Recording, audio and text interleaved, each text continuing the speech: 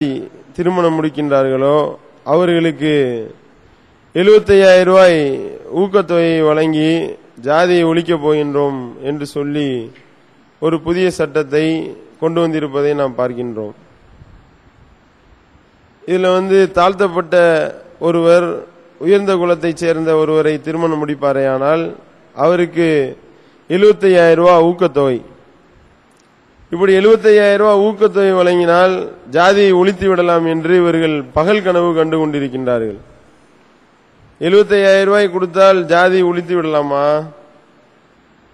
இந்த ஜாதியை ஒழிப்பதற்காக 75,000 ரூபாய் கொடுத்தா பரவாயில்ல, எங்களுக்கு ஜாதி முக்கியம் இல்ல, 75,000 ரூபாய் கிடைக்குது என்பதற்காக நான் ஜாதி விட்டு ஜாதி மாறுகிறேன் என்று யாராவது திருமணம் செய்வார்கள் என்று இவர்கள் தப்பு கணக்கு போடுகின்றார்கள். ஆனா இங்கே நிலைமை என்னவாக இருக்கின்றது என்றால், தாழ்த்தப்பட்ட ஜாதியைச் சேர்ந்த ஒருவரை மனம் முடித்ததற்காக உயர்ந்த ஜாதி என்று தங்களை சொல்லக்கூடியவர் அவர்களுடைய தகப்பனார் தூக்கு மாட்டிக்கிட்டு தற்கொலை செய்யக்கூடிய ஒரு நிலையை நாம பார்க்கிறோம். அதாவது இந்த உலகத்தில் உள்ள காசு, பணம், பொருள் இதெல்லாம் எனக்கு முக்கியம் கிடையாது, என்னுடைய ஜாதி தான் முக்கியம் என்று சொல்லி தாழ்த்தப்பட்டவனை திருமணம் செய்து கொண்டாலே தன்னுடைய மகள் என்று தகப்பன் தூக்கில் தொங்கக்கூடிய ஒரு நிலையை நாம பார்க்கிறோம். அப்போ பணம் என்பது இதுல மேட்ரு கிடையாது, மானம் போவதாக அவன் நினைக்கின்றான். அப்படி நினைக்கக்கூடியவன் எப்படி இந்த பணத்திற்காக ஜாதியை விட்டு கொடுப்பான் என்ற ஒரு சிறிய யோசனை கூட இல்லாமல் இந்த ஒரு சட்டத்தை கொண்டு வருகின்றார்கள். ஜாதியை ஒழிப்பதற்காக எவ்வளவோ சட்டங்களை எல்லாம் நம்ம நாடு ஏற்கனவே போட்டு வைத்திருக்கின்றது. இந்த அரசியலமைப்பு சட்டம் இந்த ஜாதியை ஒழிப்பதற்காகவே வன்கொடுமை தடுப்பு சட்டம் என்ற ஒரு சட்டத்தை கொண்டு வந்தார்கள். இந்த வன்கொடுமை தடுப்பு சட்டத்தின் கீழே யாராவது தீண்டாமையை கடைபிடிப்பார்களே ஆனால் அவர்களுக்கு இந்த தீண்டாமையை கடைபிடிப்பதன் காரணமாக 14 வருடங்கள் ஆயுள் தண்டனை கொடுக்கக்கூடிய அளவிற்கு சட்டங்கள் கடுமையாக இருக்கின்றது. அதோடு மட்டுமல்லாமல் என்னென்னமோ சட்டத்தை போட்டு பார்த்தாங்க.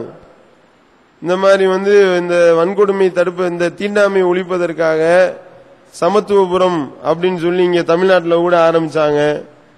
சமத்துவபுரம் ஆரம்பிச்சு என்ன ஆச்சு? தாழ்த்தப்பட்டவர்களும் உயர்ந்த ஜாதியினரும் ஒரே ஒரு ஏரியாக்குள்ள நாங்க கொண்டு வர போறோம், 2 பேரும் அண்ணன் தம்பிகளை நாங்க பழவிட போறோம் அப்படின்னு சொல்லி சமத்துவபுரத்தை ஆரம்பிக்கிறாங்க. சமத்துவபுரத்தில் உள்ள வீடையெல்லாம் வாடகைக்கு விட்டுட்டு இவன் தனியா போய் குடியேறக்கூடிய நிலைமையை நாம பார்க்கிறோம். அது வெற்றியை தரவில்லை. சமத்துவ தேநீர் திட்டம் அப்படின்னு சொல்லி ஒன்னு ஆரம்பிச்சாங்க. அந்த தேநீர் திட்டம் ஊத்தி மூடிக்கிருச்சு, பாக்குறோமா இல்லையா? அப்ப இந்த மாதிரி இவர்கள் செய்யக்கூடிய எந்த ஒரு முயற்சியாக இருந்தாலும் அது தோல்வியை தழுவக்கூடியதை பார்க்கிறோம். சிறு குழந்தையிலிருந்து பயிற்றுவிக்கின்றார்கள்.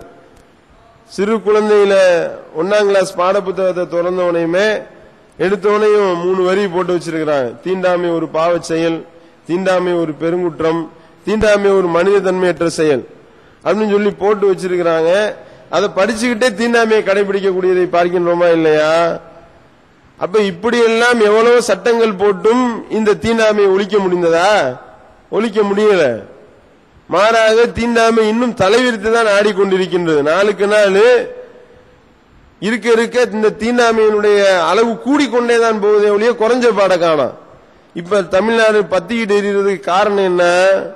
எங்க போனாலும் பஸ்ஸுகளை அடிச்சு நொறுக்கிறான், பெட்ரோல் குண்டை வீசுறான், பாலத்தை குண்டு வைத்து தகர்க்கிறான் என்றால் யாரு பெரிய ஜாதி, நீயா நானா? சாதாரண ஒரு மாநாட்டிலிருந்து திரும்பி வரும் பொழுது ஒரு கடையை அடிச்சு நொறுக்கிறான், அந்த கடையை அடித்து நொறுக்குவதற்காக அவர்கள் திருப்பி அடிக்கிறான். இது ஒரு மிகப்பெரிய தீப்பிழம்பாக பொங்குகின்றது, பற்றி எரிகின்றது. தமிழகமே பத்தி எரியக்கூடியதை பார்க்கின்றோமா இல்லையா? காரணம் என்ன? ஒரு உயர்ந்த ஜாதி என்று சொல்லக்கூடியவனுக்கும் தாழ்ந்த ஜாதி என்று சொல்லக்கூடியவனுக்கும் ஒரு சின்ன சண்டை. அந்த சண்டை இவ்வளவு பெரிய பிரச்சனையாக உருவெடுத்து அவன் போடுற சண்டையில நம்ம யாரும் பிரயாணம் செய்ய பயப்படக்கூடிய அளவிற்கு நிலைமையை பார்க்கின்றோம். காரணம் என்னன்னா, இந்த ஜாதி வெறி தலைவிரித்து ஆடக்கூடிய ஒரு நிலை நாளுக்கு நாள் அதிகரித்துக் கொண்டே போகின்றது. உயர்ந்த ஜாதி என்று சொல்லக்கூடியவன் தாழ்ந்த ஜாதி என்று சொல்லக்கூடியவனை ஒடுக்கக்கூடியதை பார்க்கின்றோம். 2 வீலர்ல போக முடியல, 2 வீலர்ல போனதுக்காக மூக்கா இருக்கிறான். விருதுநகர் மாவட்டத்தில் தாழ்த்தப்பட்ட ஜாதியை சேர்ந்த 2 பேரு சமையல் பண்றாங்க. அந்த சமையல் பண்ணதுக்காக அந்த சத்துணவை உயர்ந்த ஜாதியை சேர்ந்த பிள்ளைங்களை சாப்பிட விட மாட்டான். இல்ல, ஆக்குனது தாழ்ந்த ஜாதிக்கார பொம்பளைங்க, அதனால இந்த சத்துணவு திட்டத்தை சாப்பிடக்கூடாது, இந்த சத்துணவை சாப்பிடக்கூடாது என்று சொல்லக்கூடியதை பார்க்கிறோம். இப்படி ஜாதி வெறி தலைவிரித்து ஆடுகின்றது. இப்படிலாம் பார்த்துட்டு வெறுத்து போய்தான் இப்படி ஒரு 75,000 ரூபாய் கல்யாணம் பண்றது கொடுத்தாலாவது அவங்க இந்த ஜாதியை விட்டு வெளியே வருவாங்களா அப்படின்னு சொல்லி ஐடியா பண்றான். ஆனா இவங்க அதையெல்லாம் தூக்கி சாப்பிடக்கூடிய அளவுக்கு தான் வேலை பார்ப்பான். 75,000 ரூபாய் கொடுத்தா உடனே ஜாதியை விட்டு வந்துருவானா? இந்த பணத்தை வாங்குறதுக்காக என்னென்னலாம் ஐடியா பண்ணி ஒவ்வொருத்தவனும் செஞ்சுட்டு இருக்கான்னு நமக்கு தெரியாதா? இன்சூரன்ஸ் கொடுக்கறேன்னு சொல்லி ஒரு சட்டத்தை போடுறாங்க. அவன் கடையை அவனே தீய வச்சு கொளுத்துறான். கொளுத்திட்டு போய் இன்சூரன்ஸுக்கு அப்ளை பண்றத பாக்கணும். என்னடா அப்படின்னா, ஒரு 5,000 ரூபாய் 10,000 ரூபாய் பொருளை வச்சு கொளுத்தி விட்டுட்டு ஒரு 1,00,000 ரூபாய் தருவான்ல, அதனால அவன் கடையை அவனே கொளுத்தக்கூடியதை பாக்குறோமா இல்லையா? இப்படிப்பட்ட அதே மாதிரி மரணிச்சுட்டா எல்ஐசி, அந்த எல்ஐசியில காசு தரணும் அப்படின்னா உயிரோடு இருக்கிறவன சாவர மாதிரி நாடை ஆடுறாங்க, பாக்குறோமா இல்லையா? இப்படி உள்ள நாட்டுல 75,000 ரூபான்னு நீங்க ஊக்கத்தொகை அறிவிச்சாங்கன்னா இதுக்காகவே பொம்பளைய கல்யாணம் பண்ணுவான். தாழ்த்தப்பட்ட பொம்பளைய பார்த்து கல்யாணம் பண்ணி 75,000 ரூபாய் வாங்கிட்டு கலட்டி விடக்கூடிய வேலைதான் நடக்கும். அப்ப இதுக்குத்தான் இவர்கள் ஊக்குவிக்கின்றார்களே ஒழிய இதுதான் நடக்க போகின்றது. இதற்காக ஜாதி ஒழிய போறது கிடையாது. அப்ப இதை ஒழிக்கிறதுக்கு என்னதான் வழி? வன்கொடுமை தடுப்பு சட்டம் போட்டோம், சமத்துவ புறம்னு கொண்டு வந்தோம், சமத்துவ தேநீர் சட்டம்னு கொண்டு வர்றோம், 75,000 ரூபாய் பணம் தர்றோம்னு கொண்டு வர்றோம். இவ்வளவும் செஞ்சு ஒழிக்க முடியல அப்படின்னா 75,000 ரூபாய் இல்ல 75 கோடி ரூபாய் கொடுத்தாலும் ஒழிக்க முடியாது. காரணம் என்ன? 2 பேருமே அப்படி நம்புறாங்க. உயர்ந்த ஜாதி என்று தன்னை சொல்லிக் கொள்ளக்கூடியவன் நம்புறான், நான் தான் உயர்ந்த ஜாதி. தாழ்ந்த ஜாதி என்று சொல்லக்கூடியவன் நம்புறான், நம்ம தாழ்ந்த ஜாதி, நம்ம உயர்ந்த இடத்துக்கு போக முடியாது. உயர்ந்த ஜாதி என்று சொல்லக்கூடியவன் அவன் தாழ்ந்த ஜாதி, நான் உயர்ந்த ஜாதி. காரணம் என்ன? அடிப்படையிலே ஆட்டம் கண்டிருக்கின்றது, அடிப்படையே செல்லரித்து போயிருக்கின்றது. எதனால இதை நம்புறான்? கடவுளை வச்சுதான் நம்புறான். கடவுளே தன்னை அப்படி படைத்திருக்கிறார் என்று நம்புகின்றான். கடவுளே தன்னுடைய தலையிலிருந்து தன்னை படைத்திருக்கிறார், தன்னுடைய கால் பகுதியிலிருந்து தன்னை படைத்திருக்கிறார் தாழ்த்தப்பட்டவன் நம்புறான். கடவுள் தன்னை உயர்ந்த இடத்திலிருந்து படைச்சிருக்கிறார் உயர்ந்த ஜாதி என்று தன்னை சொல்லிக் கொள்ளக்கூடியவன் நம்புறான். அப்படின்னு நம்பும் பொழுது இவனும் கடவுளை நம்புறான், அவனும் கடவுளை நம்புறான். அவன் கடவுளை உயர்ந்த குழந்தமா தன்னை படைத்திருக்கிறார் நம்புறான், இவன் தன்னை தாழ்ந்த குணமா படைச்சிருக்காரு நம்புறான். அப்படின்னும் பொழுது அடிப்படையில இங்கே தப்பா இருக்கின்றது.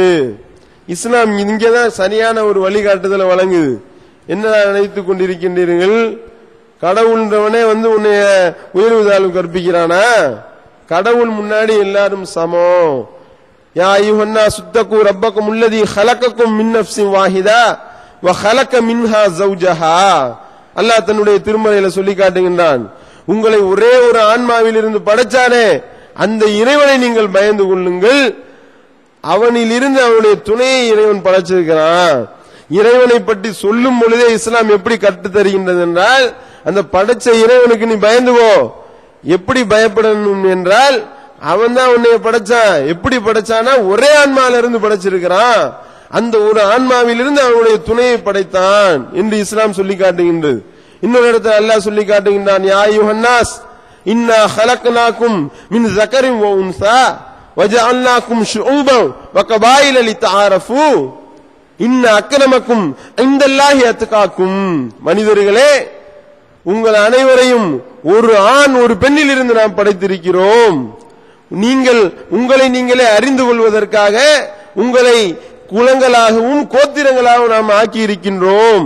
இன்ன அக்ரமக்கும் இன்தல்லாஹி அத்காக்கும், உங்களில் சிறந்தவர் அல்லாஹ்வை அதிகம் அஞ்சக்கூடியவர் தான் உங்களில் சிறந்தவர். அல்லாஹ் தன்னுடைய திருமறையில சொல்லி காட்டுறான். இந்த சித்தாந்தம் தான் இப்படி ரசூல் ஸல்லல்லாஹு அலைஹி வஸல்லம் அவர்களுடைய காலத்துல இல்லாத ஜாதி வெறியா? ரசூல் ஸல்லல்லாஹு அலைஹி வஸல்லம் அவர்களுடைய காலத்துல இல்லாத மொழி வெறியா? நபிகள் நாயகம் ஸல்லல்லாஹு அலைஹி வஸல்லம் அவர்களுடைய காலத்துல கடைபிடிக்காத குலவெறியா? இதெல்லாம் தூக்கி சாப்பிடக்கூடிய அளவுக்கு இருந்துச்சு. இங்கெல்லாம் மொழி வெறி, தமிழன் தான் சிறந்தவன் சொல்லிட்டு இருக்கான். அங்க எப்படின்னா அரபி மொழி பேசக்கூடியவன் தான் அரபி மொழி பேசக்கூடிய மனுஷன், மற்றவெல்லாம் மிருகம் என்று சொல்லக்கூடிய அளவிற்கு மொழிவெறி தலைவெறித்தாடியது. கருப்பன் வெள்ளையன் என்ற அந்த நிறவெறி இருக்கின்றதே அது தலைவிரித்தாடியது. குலவெறி, நான் தான் உயர்ந்த குலம் நீ தாழ்ந்த குலம் என்ற குலவெறி தலைவிரி தாடியது. அப்படிப்பட்ட மக்கள்கிட்ட நபிகள் நாயகம் ஸல்லல்லாஹு அலைஹி வஸல்லம் அவர்கள் இந்த சித்தாந்தத்தை கொண்டு போறாங்க. படைச்ச ரப்பு ஒருத்த, நம்ம எல்லாரும் அவனுடைய அடிமைகள். வெள்ளையனா இருக்கிறதுனால உனக்கு எந்த சிறப்பும் கிடையாது, கருப்பனா இருக்கிறதுனால அவனுக்கு எந்த தாழ்வும் கிடையாது, அரபு மொழி பேசுறதுனால எந்த சிறப்பும் கிடையாது, அரபி அல்லாத மொழி பேசுறதுனால எந்த தாழ்வும் கிடையாது என்று நபிகள் நாயகம் ஸல்லல்லாஹு அலைஹி வஸல்லம் அவர்கள் எடுத்த பாடம். அல்லாஹ் முன்னாடி அனைவரும் சமம்தான், அல்லாஹ்வை யார் அதிகம் அஞ்சுகின்றார்களோ அவர்கள் தான் அல்லாஹ்விடத்தில் சிறந்தவர்கள் என்று சொல்லி அல்லாஹ்வுடைய தூதர் அவர்கள் எடுத்த பாடம் எந்த அளவிற்கு கொண்டு போய் விடுகின்றது. பிலால் ரலியல்லாஹு அன்ஹு அவர்கள் கருப்பு நிற அபிசீனிய அடிமை, உதடுகள் பெருத்த, தலையெல்லாம் சுருள் முடி கொண்ட ஒரு நீக்ரோ தான். அந்த நீக்ரோவை அல்லாஹ்வுடைய தூதர் எங்க கொண்டு போய் வைக்கிறாங்க? அந்த சமுதாயத்தில் பாங்கு சொல்லக்கூடிய பொறுப்பை பிலால் ரலியல்லாஹு அன்ஹு அவங்களிடத்தில் வழங்குறாங்களா இல்லையா? அதை பிலாலும் ஏற்றுக்கொள்கின்றார், மற்ற மக்களும் ஏற்றுக்கொள்கின்றார்கள். பாங்கு சொல்றதை பொறுத்த வரைக்கும் நபிகள் நாயகம் ஸல்லல்லாஹு அலைஹி வஸல்லம் சொல்லி காட்டுறாங்க. பாங்கு சொல்வதனுடைய நன்மையை ஒருவர் அறிவாரையானால் அதற்காக சண்டை போட்டுக்கொண்டு போட்டி போடக்கூடிய, சீட்டு குலுக்கி போடக்கூடிய ஒரு நிலை ஏற்படும். அந்த அளவிற்கு அது சிறப்பான ஒரு நிர்வாக பொறுப்பு.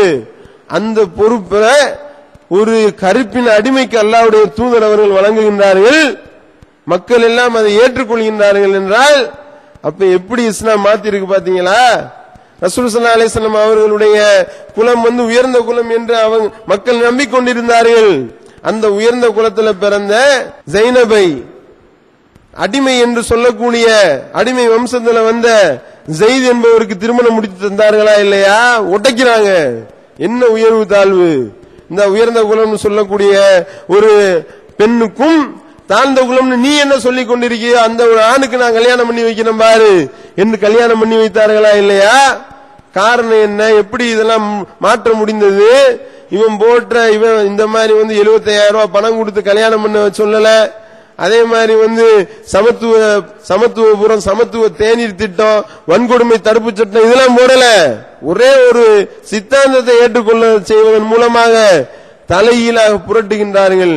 அப்படி புரட்டி எந்த அளவிற்கு என்றால் அபூபக்கர் ரலியல்லாஹு அன்ஹு பிலால் ரலியல்லாஹு அன்ஹு அவங்கள அடிமை தலையிலிருந்து விடுதலை செய்ததை பற்றி சொல்லும் பொழுது, எங்களுடைய ஒரு தலைவர் இன்னொரு தலைவரை விடுதலை செய்தார் என்று சொல்லக்கூடிய அளவிற்கு செய்தியை பார்க்கிறோம் என்றால் அப்ப எப்படிப்பட்ட ஒரு மாற்றத்தை இஸ்லாம் கொண்டு வந்தது? இப்படிப்பட்ட ஒரு மாற்றத்தை இந்த ஏகத்துவத்தை ஏற்றுக்கொள்வதன் மூலமாக இங்கே உள்ள தாழ்த்தப்பட்டவர்கள் என்று தங்கள் சொல்லிக் கொள்ளவர்களும் அனுபவிக்கின்றார்களா இல்லையா? பார்க்கிறோமா இல்லையா? இங்க நம்ம எல்லாம் உட்கார்ந்து இருக்கிறோம். நம்ம எல்லாம் என்ன உயர்ந்த ஜாதியிலிருந்து வந்த ஆட்களா? நம்ம என்ன அரபு நாட்டு இறக்குமதியா? நம்மளுடைய முப்பாட்ட அதுக்கு முன்னாடி ஒரு 3 தலைமுறைக்கு பின்னாடி போனா நம்ம ஒரு எஸ்டியா தான் இருந்திருப்போம். அப்படிப்பட்ட நிலையில இருந்தா இப்ப நம்ம இஸ்லாத்தை தழுவிருப்போம்.